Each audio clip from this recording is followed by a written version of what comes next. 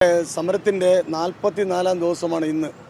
ഇന്നലെ വൈകിട്ട് ഞങ്ങൾ ബഹുമാനപ്പെട്ട തൊഴിൽ വകുപ്പ് മന്ത്രി വി ശിവൻകുട്ടിയുടെ ഓഫീസ് സെക്രട്ടേറിയറ്റിൽ പോയി അദ്ദേഹത്തെ കാര്യം ധരിപ്പിച്ചപ്പോൾ അദ്ദേഹം പറഞ്ഞു നിയമപരമായി ഇടപെടാം. നേരത്തെ രാഷ്ട്രീയ ഇടപെടലാണല്ലോ, നിയമപരമായി ഇടപെടുന്നതിന് വേണ്ടി ഉടൻ തന്നെ ഞങ്ങളെ ഇന്നൊരു അപേക്ഷ എഴുതി വാങ്ങി ലേബർ കമ്മീഷണർക്ക് ഉടനെ അത് അറിയിപ്പ് കൊടുത്തു.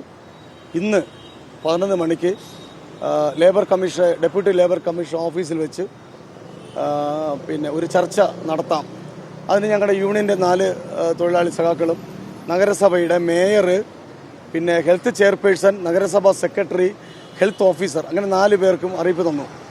പക്ഷേ 11 മണിക്ക് ഞങ്ങളെല്ലാം അവിടെ എത്തിയപ്പോൾ നഗരസഭയെ പ്രതികരിച്ച് നഗരസഭാ സെക്രട്ടറിയാണ് ആദ്യം വന്ന്, രണ്ടാമത് ചെയർപേഴ്സൺ ഗായത്രി ബാബു അവിടെ കടന്നു വരികയുണ്ടായി.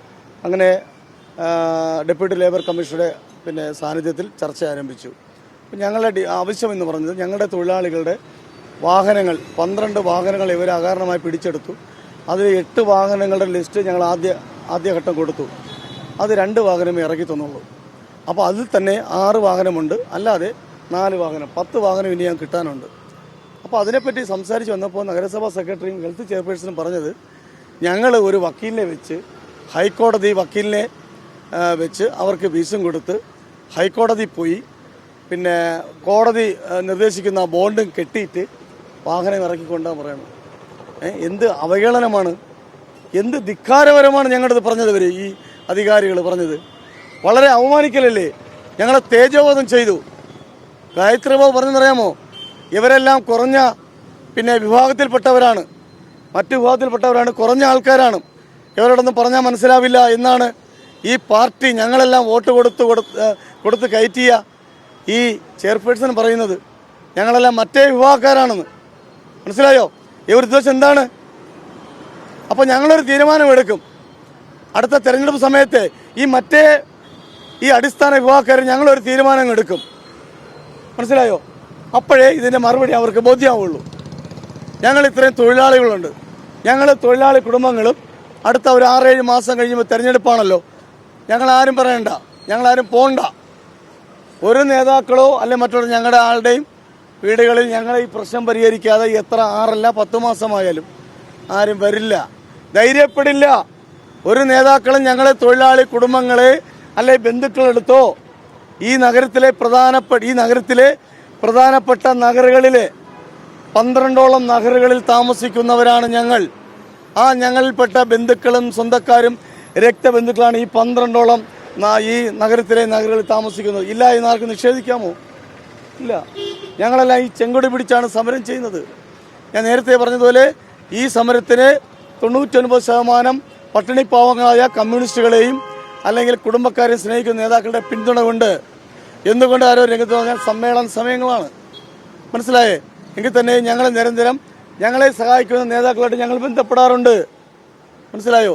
അപ്പോൾ അവർ പറഞ്ഞത് ഞങ്ങൾ വക്കീലിനെ വെച്ച് ഫീസ് കൊടുത്ത് ഹൈക്കോടതിയിൽ ബോണ്ടും കെട്ടിയിട്ട് വണ്ടി ഇറക്കാൻ, അതിന് മറുപടി ലേബർ ഓഫീസറെ മുമ്പേ ആയതുകൊണ്ട് ഞങ്ങൾ മാന്യമായി മറുപടി പറഞ്ഞില്ല. പക്ഷേ പുറത്ത് വെച്ചാണെങ്കിൽ ഞങ്ങൾ ഏത് തരത്തിൽ പ്രതികരിക്കുമെന്നുള്ളത് നിങ്ങൾക്ക് മനസ്സിലാക്കാവുന്നേ ഉള്ളൂ. രണ്ടാമത്തത്, ഗായത്രി ബാബു ഞങ്ങളെ അധിക്ഷേപിച്ചത് ഒരിക്കലും ഞങ്ങൾ പൊറുക്കില്ല.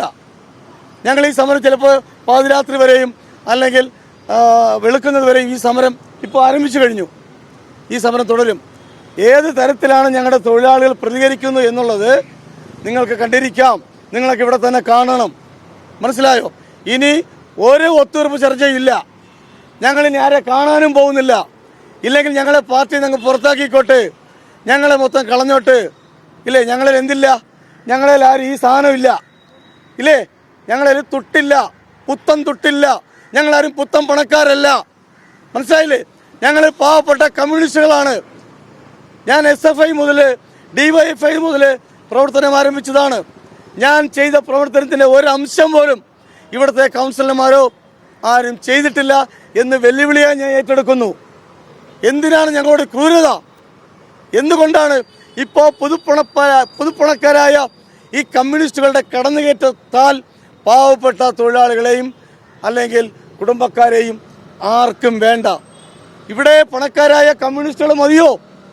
അധികാരമോഹികളായ കമ്മ്യൂണിസ്റ്റുകൾ ഇവിടെ ഈ ഭരിച്ചാൽ മതിയോ? ഞങ്ങളെപ്പോലുള്ള പാവപ്പെട്ട തൊഴിലാളികൾ വേണ്ടേ? ഞങ്ങളെല്ലാം ആദ്യം CI2-ന്റെ അഭിലേഷമുള്ള CI2 തൊഴിലാളിയായിരുന്നു. ഈ CI2-ന്റെ ജില്ലാ കമ്മിറ്റി അംഗങ്ങളുണ്ടല്ലോ, ഇവിടുത്തെ DR അനിലും ക്ലൈനസ് റിസോറിയും ചെയർമാന്മാരാണ്. മനസ്സിലായോ? തൊഴിലാളികളെ വിറ്റ് കാശാക്കി മുതലാളിമാരിൽ നിന്നും മാസപ്പടിയും ദിവസപ്പടിയും വാങ്ങുന്ന അഴിമതി വീരന്മാരാണ് ഈ CI2 നേതാക്കളായ യുവമാർ രണ്ടെണ്ണം, DR അനിലും ക്ലൈനസും. അങ്ങനെയുള്ളവർ ഞങ്ങൾക്ക് നീതി തരുമോ?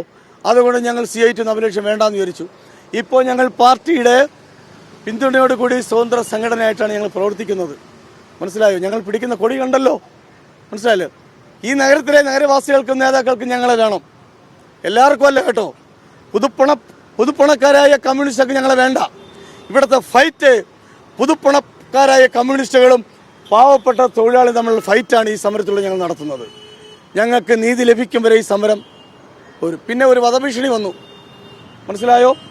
എനിക്ക് ഗൾഫിൽ നിന്ന് മറ്റൊന്ന് വധഭീഷണി. എൻ്റെ കൈ കാണൂല, കാല് കാണൂല, തട്ടിക്കളയും മുട്ടിക്കളയും. എല്ലില്ലാത്ത നാക്കുകൊണ്ട് ഏത് ജാരസന്തതിക്കും എന്തും വിളിച്ചു പറയാം.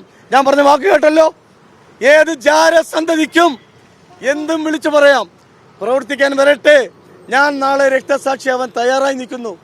എൻ്റെ ഭാര്യ ഇവിടെ ഉണ്ട്, ചോദിച്ചു നോക്കുക, മനസ്സിലായ? എനിക്ക് 2 പെൺമക്കളാണുള്ളത്. ഞാൻ മരിക്കാൻ തയ്യാറായി നിൽക്കുന്നു. അതല്ല, ഞങ്ങളെ ഏതെങ്കിലും സഖാക്കളെ ഒരു രോമതി തൊടാൻ ഈ DR അനിലോ ഈ ക്ലൈനസോ മറ്റവന്മാരോ ഈ ജാരസന്തതികളോ കൗൺസിലർമാരോ വന്നാൽ അപ്പം കാണാം തൊഴിലാളിയുടെ കരുത്ത്. ഞാൻ വെറുതെ തള്ളുവാക്ക് പറയണമല്ല, അറിയാലോ? എന്നെ അറിയുന്ന, എൻ്റെ പ്രവർത്തനം അറിയുന്ന നേതാക്കൾക്ക് വ്യക്തമായി അറിയാം. ഇന്നത് പറഞ്ഞിട്ടേ ചെയ്യൂ. ഇവിടെ വേസ്റ്റ് കൊണ്ട് നിറയ്ക്കുമെന്ന് പറഞ്ഞോ, ഞങ്ങൾ മരത്തിൽ കയറുമെന്ന് പറഞ്ഞോ. അടുത്തത് ശ്രീലങ്കൻ മോഡൽ സമരമാണ്. ഞങ്ങളുടെ അടുത്ത് വേസ്റ്റ് വാരി എറിയൽ സമരമുണ്ട്. വേസ്റ്റ് വാരി കൊണ്ട് ചുംബിക്കാനല്ല, അത് വാരി എറിയും. ഏത് ഉദ്യോഗസ്ഥനെയും കൗൺസിലറെയും ഞങ്ങൾ വേസ്റ്റ് വാരി എറിയുകയും ചെയ്യും, ശ്രീലങ്കൻ മോഡൽ സമരം നടത്തുകയും ചെയ്യും. ചിലപ്പോൾ നിങ്ങൾ വിചാരിക്കും പാർട്ടി ഞങ്ങളെ തള്ളിക്കളയും, ഈ സമരം തള്ളിക്കളയും പറയുന്നു. അങ്ങനെ വരട്ടെ, അപ്പോൾ നോക്കാം ഈ സമരം ഏത് മുറയിലേക്ക്. ഞാൻ പാർട്ടിയെ വെല്ലുവിളിക്കുന്നില്ല ഒരു കാരണവശാലും. എൻ്റെ പാർട്ടിയെ, എൻ്റെ രക്തസാക്ഷി കുടുംബങ്ങളെ പോറ്റുന്ന പാർട്ടിയെ ഒരിക്കലും ഞങ്ങളോ തള്ളിപ്പറയില്ല, മനസ്സിലായല്ലോ? പക്ഷേ ഞങ്ങളെ ഇപ്പം ആരാ പറയുന്നു ഞങ്ങളെ തള്ളിക്കളയുന്നു, നിങ്ങളാരും ചെങ്കൊടി വെച്ച് സമരം ചെയ്യാൻ പാടില്ല. നമുക്ക് നോക്കാം, ഇല്ലേ? ചെങ്കൊടിയെ ഒരുത്തൻ്റെയും, ഞാൻ പദപ്രയോഗം പറയുന്നില്ല, ഈ ചെങ്കൊടിയെ ഒരുത്തൻ്റെയും വകയല്ല കേട്ടോ. ഇത് പിടിക്കാൻ യോഗ്യത ഞാനും എൻ്റെ പാവപ്പെട്ട